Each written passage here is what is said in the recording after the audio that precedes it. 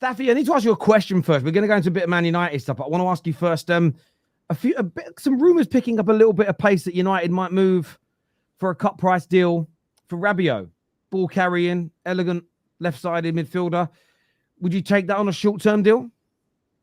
Yeah, of course. I've been calling it during the summer. I said I always want to go for a free deal every summer if it makes sense.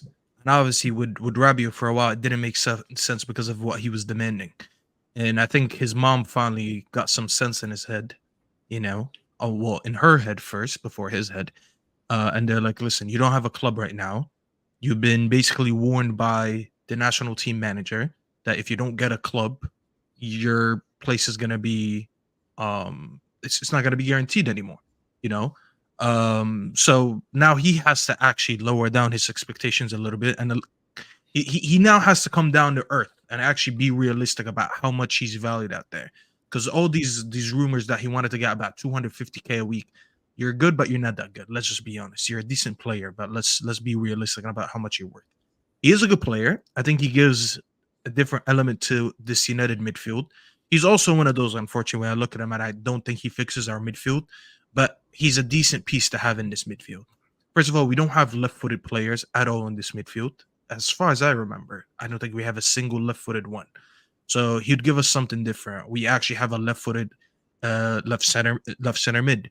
He does work in a few combinations with some of the players that we have. I do see him not necessarily starting week in, week out, but he would have a good part to play in this midfield. He's physical. People don't give him respect for that. I don't think people look at Rabiot. I think because he's blonde with long hair and French, they just assume he's just like an aesthetics merchant. He actually gets stuck in. He's tall, and as I said, he's left-footed, so he gives us a balance. So footballing-wise, there's a lot of things that he adds to this midfield. It was always going to come down to how much money he takes. And if we're able to get him at a cut price and he finally agrees and his agent, his mom agrees, then I don't see how this deal is a bad thing. He is a very good player to add on a free, because when you look at some certain clubs out there in Europe, there's always been, like Juventus, for example, they always sign free agents for good fees and then move them on in a couple years, or they play an integral part for the next 2-3 years, and people get complimented for that. United haven't done a lot of that recently. Like the last free signing I can think of was Eriksen, and fair enough, he did well with Brentford when we signed him. But I can't remember any like good deals where like you look at it, you're like, you know what, the risk is very low versus how much he can bring to this team. And I'll be absolutely happy to have Rabiot. He's a very good player, and I think he plays a very good part in this midfield. I'd be 100% with it. I agree with everything you've said. I don't look at it as, wow, it's that kind of Frankie de Jong, Rodri, Iniesta, like top-class signing where you go, wow, our midfield is going to transform. But he is just more, I think he's more physical, more durable, and a better ball carrier than someone like Christian Eriksen. With that, I think it's objectively true that he's better at that. He isn't the best defensively, but I think with Ugarte, Casemiro, and Mainu, who's good defensively in terms of breaking up play, you don't kind of need Rabiot to be good at that. I think if we can get him for £200,000 or less for a year or two, I would be all for that. 150 would be better than 200K because it's because, again, you don't want to spend too much money. But I think we need one more player in the midfield this year, because I worry about overplaying Mainu too much. I know he's very talented. I like the idea of Collier coming in. But the problem is with youngsters, no matter how talented Collier looks, we could get 10 games into the season or 10 appearances in for the season for him individually, and you could go, yeah. I remember a lot of us thought that Chong was going to be a really good player. Watching him in the academy, came into the first team, got lots of opportunities, and never really demonstrated that. So I think for me, as long as we can get it on a sensible amount of money, I feel like it's a no-brainer to me. He doesn't fix us, but he improves our options massively, I think. And he has it's the ball carrying. His ability as a ball carrier is so much better than what we've got. Doesn't mean we don't never need any better than him, but he's played over 460 games in his club career, 40 to 50 caps for France. He's won multiple trophies. He has great experience. At the right price, it's a no-brainer in my opinion. I don't know how you see it, Lawless. I From don't sort think of the any of outside his looking in. issues were always football related. By the way, obviously, I'm gonna give Lawless the Yeah. mic in a second, but I don't think any of his issues has ever been football related. It was more of like attitude, because he was a part of that. I wouldn't say that bad crop of French players in the national team, but the ones that were always looked at like they had a little bit of stinky attitude. It's them, Mm. and it shows in the wage demands that he had. But footballing wise, as I said, he's not the best thing. But he's a very good player to have. I don't think most of us at a reasonable price shouldn't have an issue having someone like Rabiot on their team. As I said, he gives us a different element that we don't have right now. So I'd be 100% with it. I don't know what Lawless thinks. Yes, it's almost a no-brainer. It's almost a no-brainer, like you said. When it is on a free transfer, obviously, it depends what the signing-on fee is going to be, because there is going to be a signing-on fee. And as long as it don't break the wage structure, you're just adding another option. And yeah, you've got youth. I always say you want to give youth a chance. You don't want to rely on youth. You don't want to be in a situation where it's like, damn, we need to hope this young player bangs. But the attitude thing is going to be the question mark, because Man United have really struggled with toxicity in the dressing room in recent years. So it's going to be just how confident you are that he's not going to inflame that toxic element that you've got in the dressing room, because you're trying to clear that up and move in a more positive direction. But footballing wise, yeah, like a 2-year deal. He's not that old. Is that what? Just about to turn 30 or something? Yeah, I think he's 29. 29 years, yeah. 29. So decent age to get him on for a few years, like a couple of years, and see how it goes. And yeah, football wise, I think we saw against Liverpool, like you need more in that midfield. Definitely. So yeah, like I said, almost a no-brainer. As long as you're not breaking the bank on the signing on fee and paying him ridiculous money, then yeah, like 150, 200 a week. What are your what's your average wage at the moment? What have you managed to get it to? That's what I'd be interested to see. Yeah, I mean, I think it's important to sometimes, because we've got a new group of people running our club. I kind of I kind of ring fence certain people. So you got your Casemiro's on 350 as an example, your Rashford's on 300, Mount on 250. But if we look at the new players that have come into the football club, this is what's really interesting is you've got Ugarte on 120, Delit 160, Matarari 120, Yoro 115, Xerxes 100. So the new players have come in at a much lower rate than we're used to signing players. Yeah. I mean, a lot of our new, if you go back to the players that were signed, going back to the signed the summer before, in fairness, Rasmus was on quite low money, still at 85,000, but Onana 120. Mason Mount came in on 250,000 as an example. You start looking at a lot of our signings made prior.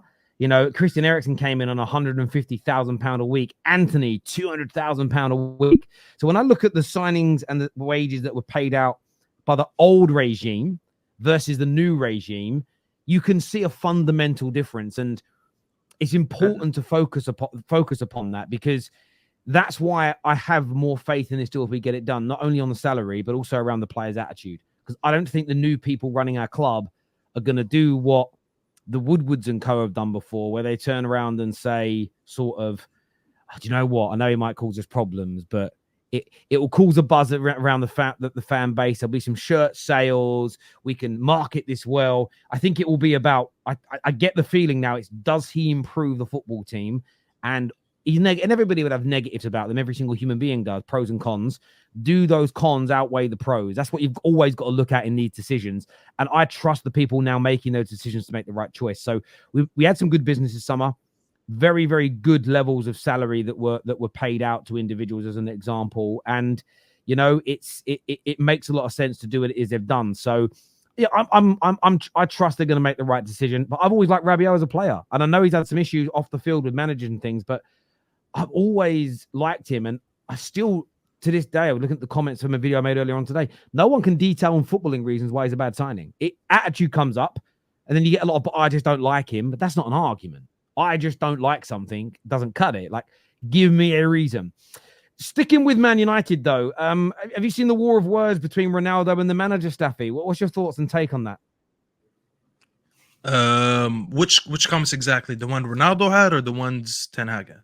Both. Like, what Ronaldo talking about? Like, the manager's got to listen to Ruud van Nistelrooy. The club needs to change. The club's obviously it's a disgrace that the manager's saying that we're not competing for titles. And then Ten Hag has essentially come out and said, listen, bro, you're playing football in Saudi. Shut up. That's basically what he said, right? If you actually paraphrase it down, right? Do you think it's right that Ten Hag's even responded to this? I don't know what was the context. Was it issued to him at the press conference or not? But he does have a point. At the press conference, he was kind of asked about Ronaldo's comments, essentially. I'll just be honest with you. He said, "You're far away from the club. You're basically all the way in Saudi Arabia, so stick to that." And I actually don't mind saying that, because I'll tell you what, I tweeted yesterday because he was like, "Oh, I still love Man United, bro." Listen, we all saw that interview with Piers Morgan. I don't like people feeding me bullshit. This is why people say actions speak louder than words. Okay, your actions showed me that you loved yourself at that time more than your club, and you came out and you spoke ill about the manager, about some of your teammates in the club. So I'm not buying your bullshit about 3 years later. I understand this is YouTube, good for him, but I'm not buying anything that, like he said. He needs to mind his business. I don't even like Ten Hag, but this is one of the few times I actually stuck with Ten Hag. He was not wrong on that one. Ten Hag, Ronaldo was absolutely at fault when it came to that one.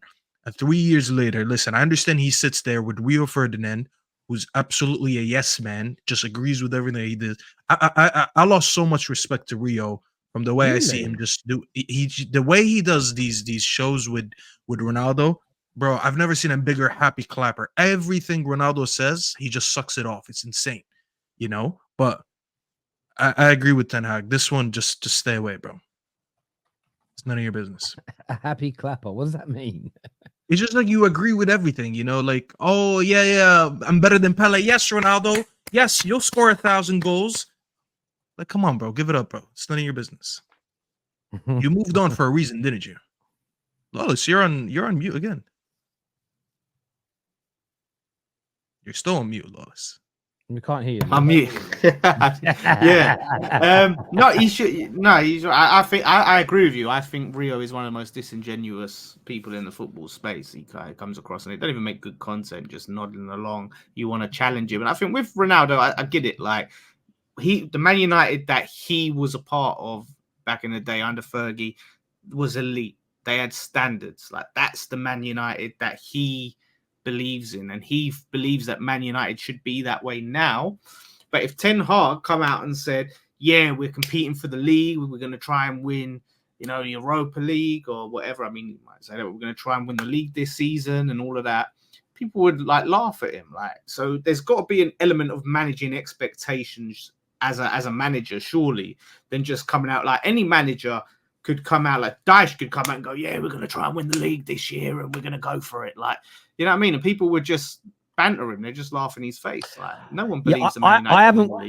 I haven't quite understood the negative reaction to Man United players and the manager saying that we're not fighting for the title this year.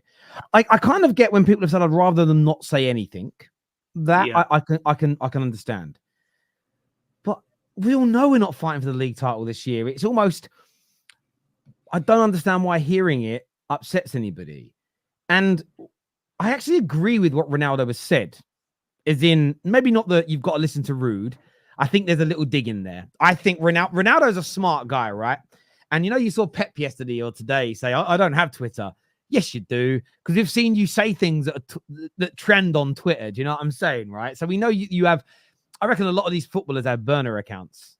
I guarantee. Even someone as big as Ronaldo, I bet he's got a burner account. And he's replied to people before, and they don't know it's him. But I feel like he's mentioned Ruud because he hears the rumors or the theories, the fan theory that Ruud's only here to replace him as manager anyway. But we know it's not great that Man United are in a position where we can't win the league. But anyone that thinks that's just because Ten Hag's our manager or just because Bruno Fernandes is our captain, again, you are being a huge, an absolutely gargantuan reductionist. We're not in this situation because of any one said manager or any one said player. it's been 17 years of mismanagement, but nearly 20 years of mismanagement, sorry, accumulated in the last 11 years where it has got even worse since Sir Alex Ferguson left. That's why we're here. Even if Ten Hag was sacked today and Pep became our manager and we got rid of Bruno and KDB came in and we got rid of Anthony and Salah came in and we get rid of Casemiro and Rodri comes in and we get rid of Onana and Alisson Becker comes in, we are still not competing for the league title this year. It's still going to take 2 or 3 years to create a squad and a team and a culture and a mentality that is good enough to be consistent over a 38-game period, as Barada stated, because Barada has said what is absolutely right for Man United. We don't just want to spend money, win a league title, and then disappear again. We want to compete every single year, and it takes a while to build up to that level. Ironically, everyone go, oh, look how good City are. We've got to act like City. But in the beginning, when City were building towards this, they weren't competing for the league title every year. Or they weren't.